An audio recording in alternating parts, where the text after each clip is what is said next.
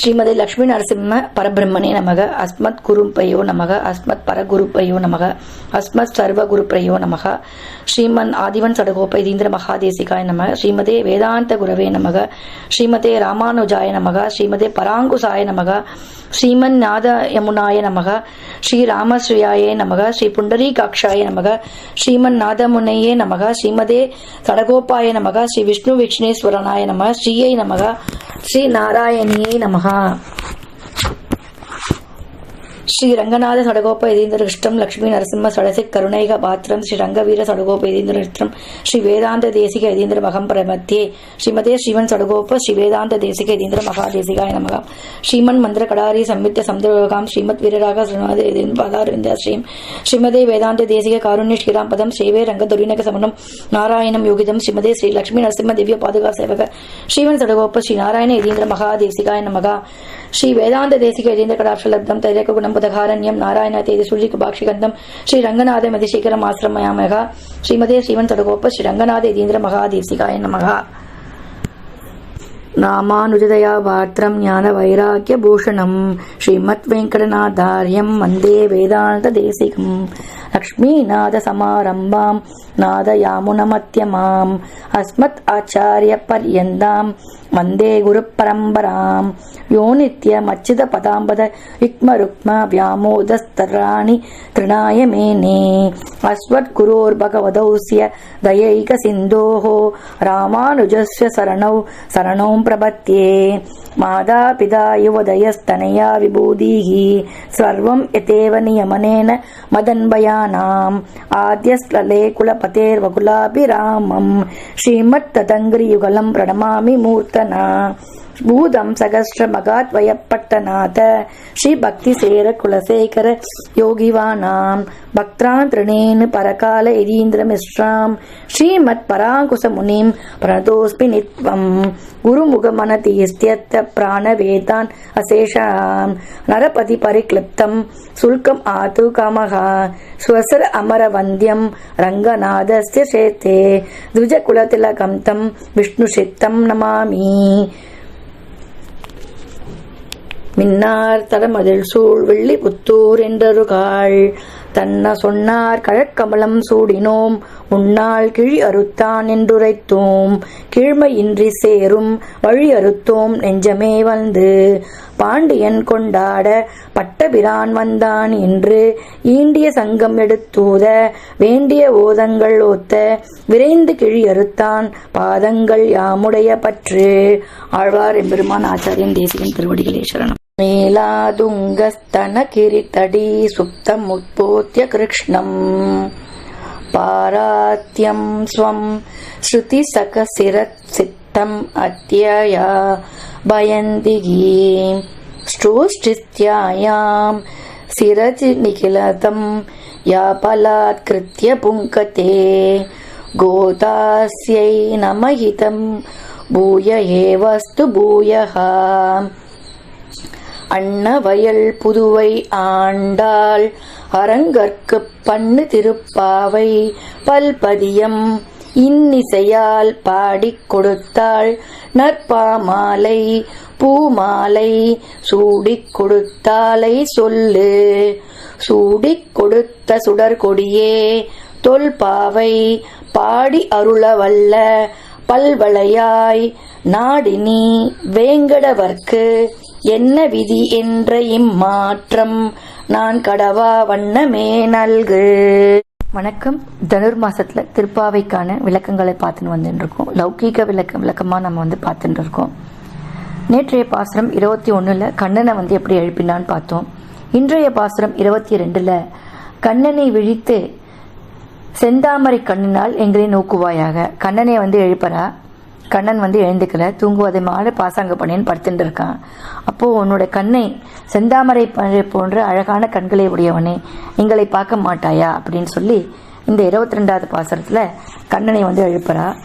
அங்கன்மா ஞாலத்து அரசர் அபிமான பங்கமாய் நின் பள்ளிக்கட்டிற் கீழே சங்கம் இருப்பார் போல் தலை பெய்தோம் கிங்கினி வாய்ப்பு செய்த தாமரை பூ போலே செங்கன் சிரித்தே எம்மேல் விழியாவோ திங்களும் ஆதித்தேனும் எழுந்தார் போல் அங்கன் இரண்டும் கொண்டு எங்கன் மேல் நோக்குதியேல் எங்கள் மேல் சாபம் இழிந்து ஏழோர் எம்பாவாய்.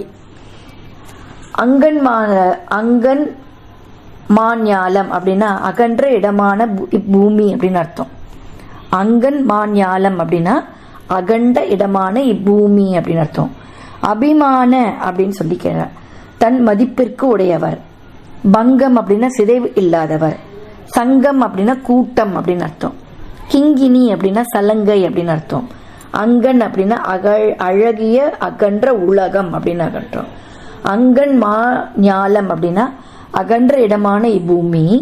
அங்கன் அப்படின்னா அழகிய அகன்ற உலகம் அப்படின்னு அர்த்தம்.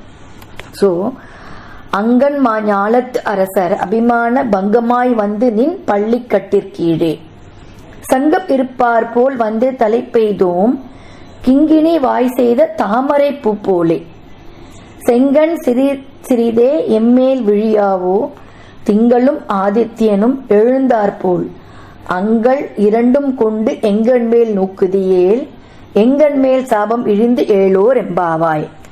அழகிய இடங்களையுடைய பரந்த உலகை ஆண்ட அரசர்கள் தம்மை விட மேம்பட்டவர்கள் இல்லை என்ற ஆணவத்தை விட்டு உன் அரியணை கீழ் சங்கமித்து உன் தரிசனத்திற்காக காத்து கிடப்பது போல் நாங்களும் சரணடைந்து வந்துள்ளோம் அப்படின்னு சொல்லி கூப்பிடுறா. சல்லங்கை மணி போல் மூடியும் மூடாமலும் பாதி மலர்ந்த தாமரை பூ போன்ற அன்பினால் சிவந்த உன் கண்களில் கடைக்கண் பார்வை எங்கள் மேல் சிறிது சிறிதாக விழாதா அப்படின்னு கேட்குறா. அதாவது காலில் கட்டின்னு இருக்கிற அந்த கொலுசு அந்த சலங்கையில் பார்த்தீங்கன்னா எப்படி இருக்குன்னா கொஞ்சம் நடுவில் வந்து ஒரு கேப் இருந்திருக்கும். அது உடையாம இருக்கிற மாதிரி இருக்கும். ஸோ அந்த மாதிரி நீ வந்து கண்ணை மூடிண்டு இருக்க, ஆனால் கண்ணை மூடிண்டும் இருக்க திறந்துட்டும் இருக்க. அந்த மாதிரி கள்ளத்தரமான நீ தூங்குற மாதிரி பாஷாங்க பண்ணிட்டு இருக்க அப்படின்னு சொல்லி அவ சொல்றா. அந்த பூ வந்து எப்படி இருக்கும்னா பாதி மலர்ந்து பாதி மலராம இருக்கும் இல்லையா, சின்ன மொட்டு உள்ள இருக்கும், வெளியில இருக்கிற இதழெல்லாம் அப்படியே விரிஞ்சு போயிருக்கும். ஸோ அந்த மாதிரி உன்னோட கண்கள் வந்து எங்களுக்கு தெரியறது அப்படின்னு சொல்றா. அந்த மாதிரி நீ வந்து விழிச்சின் படுத்துட்டு இருக்க. சந்திரனும் சூரியனும் ஒரு சேர உதிப்பது போன்ற உன் அழகிய இரு கண்களும் எங்கள் மீது நோக்கி அருளினால் எங்கள் பாபம் எல்லாம் அழிந்து விடும் அப்படின்னு வந்து அவ வந்து சொல்றா.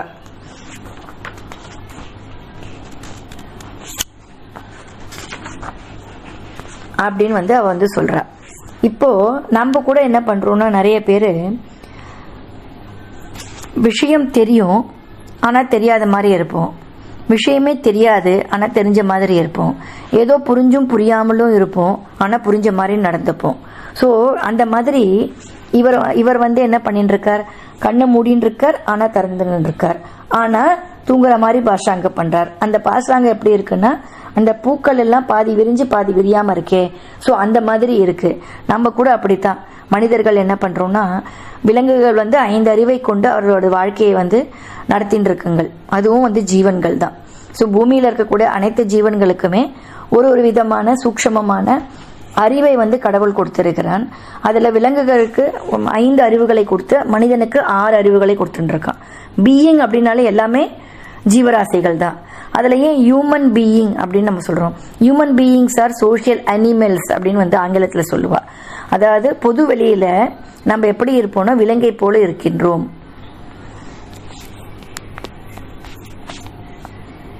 அப்படின்னு சொல்லி நம்ம சொல்லலாம். அதாவது கம்யூனிட்டி இந்த பூலோகத்துல, ஆனா அதுதானா நமக்கு கொடுத்திருக்கிறது இல்லை, நமக்கு சூக்ஷமம் அப்படின்னு சொல்லக்கூடிய அந்த 6ஆம் அறிவை வந்து பெருமாள் கொடுத்திருக்கார், கடவுள் கொடுத்திருக்கார். அது மனிதனுக்கே உண்டான ஒரு சிறப்பு.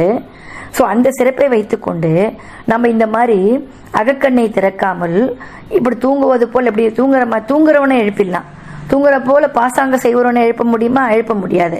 அதே போல 5 அறிவோடு நம்ம வாழ்ந்து கொண்டிருக்கோம், 6ஆம் அறிவை எப்படி பயன்படுத்துகிறோம், பயன்படுத்தாமல் இருக்கின்றோமே அப்படின்றத இந்த பாசனத்துக்கான அடுத்த பொருள் விளக்கமாகவும் நம்ம எடுத்துக்கலாம்.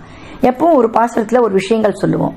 இந்த 22வது பாசுரத்துல என்ன விஷயம்னு பார்த்தீங்கன்னா, திருப்பாவை மிக கடினமான இயற்று வினை, ஏதாவது இயற்வினை அப்படின்னு சொல்லக்கூடிய தமிழ்ல வந்து ஒரு கலிப்பாவை வந்து கொண்டு இருக்கு. வகையை சார்ந்தது. அறிஞர்கள் வெண்தனையன் வந்த 8 அடி நாச்சீர் ஒருவிக்க கொச்ச கலிப்பா என்று இதை சொல்கின்றார்கள். பொதுவாக கடுமையான யாப்பில் அமைந்த பாடல்கள் எளிமையாக இருப்பதில்லை. திருப்பாவை அதுக்கு விதிவிலக்கா இருக்கு. அது மட்டுமல்லாமல் அழகான எதுகையிலும் அமைந்து கூடுதல் சிறப்பு.